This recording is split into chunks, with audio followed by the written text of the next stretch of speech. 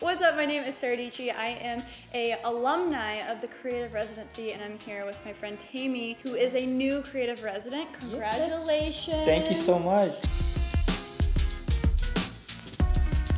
I do photography and graphic design. I wanted to be a jack of all trades. I wanted to be able to go to a company and say, hey, I can take your pictures, but I can also design as well. Heck yes, and it gives you a creative edge, which is really fun. What are you going to do for your creative residency project? So for my creative residency project, I'm going to finish my poster-related project. How many have you done so far? I have 292 posters that I have completed. There's some days I have a creative drought, and there's some days where I just make like 10 posters in one day. But what I've learned was like, this whole poster a day, it doesn't have to be every day. It just has to be some type of consistency. Right. I'm at 292. And I plan to finish by July.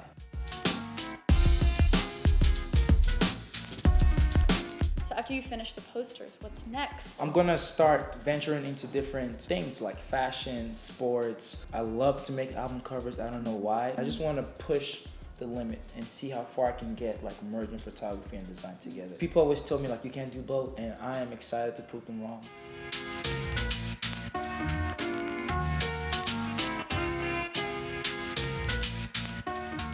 Most excited about going into the residency? Just time. I was a high school teacher for 3 years. I just left, and during like my breaks, I would make posters. So how do you plan to share your creative process along the way? Well, I have Instagram. I love Instagram stories. And then you're gonna be coming over to YouTube more. Yes. You're gonna be posting YouTube Y'all look videos, out for the YouTube tutorials. So vlogs, tutorials. Tutorials. I want to do something called like posters from scratch, where I show people like how I go online to look for inspiration, and then how I find a team to work together.